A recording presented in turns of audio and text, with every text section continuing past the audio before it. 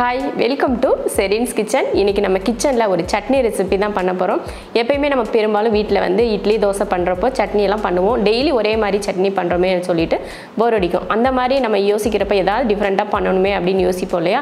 அந்த மாதிரி நேரத்துல இன்னைக்கு நம்ம பண்ண போற மாதிரி ஒரு சட்னி நீங்க பண்ணீங்கனா ரொம்ப அருமையாவும் இருக்கும். டேஸ்ட் ரொம்ப ருசியாவும் இருக்கும். அதே சமயம் ரொம்ப ஈஸியான வேலையும் கூட. நம்ம நார்மலா அரைக்கிற சட்னி கூட ஒரு பொருள் மட்டும் தான் எக்ஸ்ட்ரா ஒன்னு சேர்த்துக்க போறோம். அதை சேர்த்து நம்ம செய்யறப்போ அந்த சட்னியோட ருசியே தனியா இருக்கும்.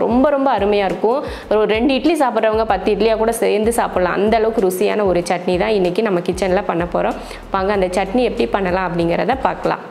சட்னி பண்ணுறதுக்கு 1 கப் தேங்காய் எடுத்திருக்கேன். நான் வந்து துருவின தேங்காய் தான் எடுத்திருக்கேன். எப்பயுமே நம்ம இந்த மாதிரி வெள்ளை கலரில் ஒரு சட்னி பண்ணணும் அப்படின்னு நினச்சிங்கன்னா நல்லா தேங்காயை வந்து துருவி எடுத்துக்கோங்க.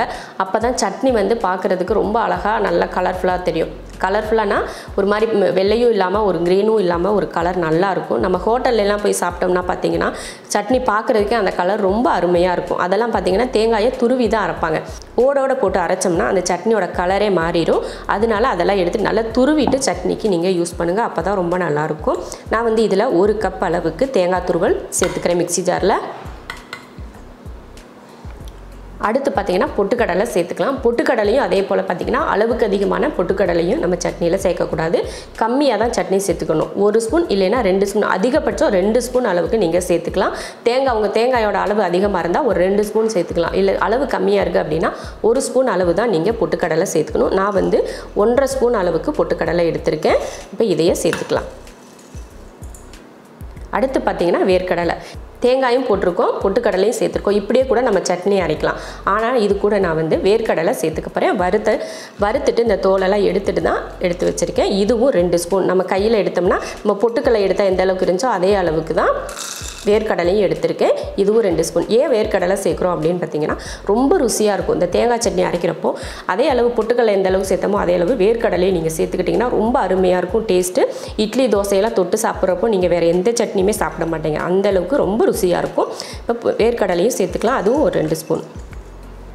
அடுத்து வந்து பச்சை மிளகாய் சேர்த்துக்கலாம். நம்ம காரத்தை பொறுத்து நம்ம மிளகாய் சேர்த்துக்கணும். இதில் வர மிளகாயெல்லாம் சேர்த்தோம்னா அந்த கலர் வந்து நல்ல சிகப்பு கலராக மாறிடும், இல்லைன்னா மஞ்சள் கலரில் மாறிடும் இல்லையா?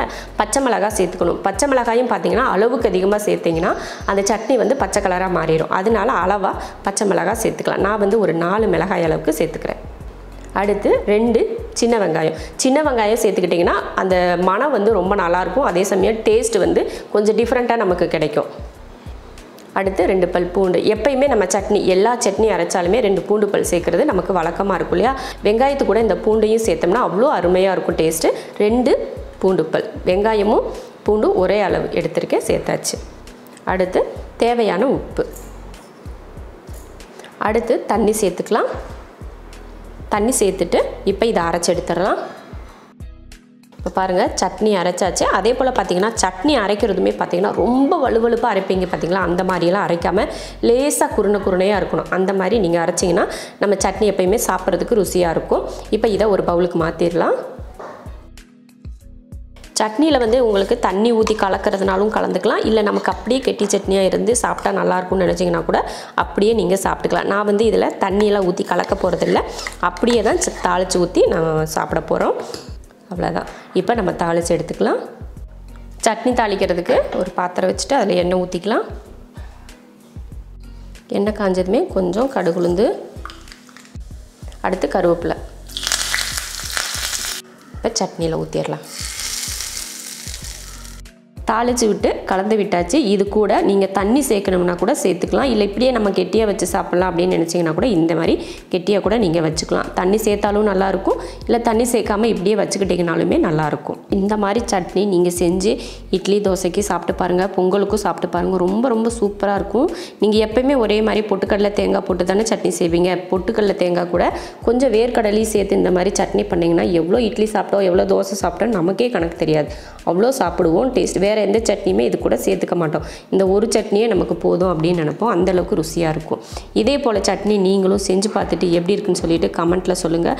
பிடிச்சிருந்தா லைக் பண்ணிவிட்டு ஷேர் பண்ணிவிட்டு நம்ம செரின்ஸ் கிச்சன் சேனலை சப்ஸ்கிரைப் பண்ணி வச்சுக்கோங்க. அப்போ தான் நான் போடுற வீடியோவோட நோட்டிஃபிகேஷன் உங்களுக்கு வரும்.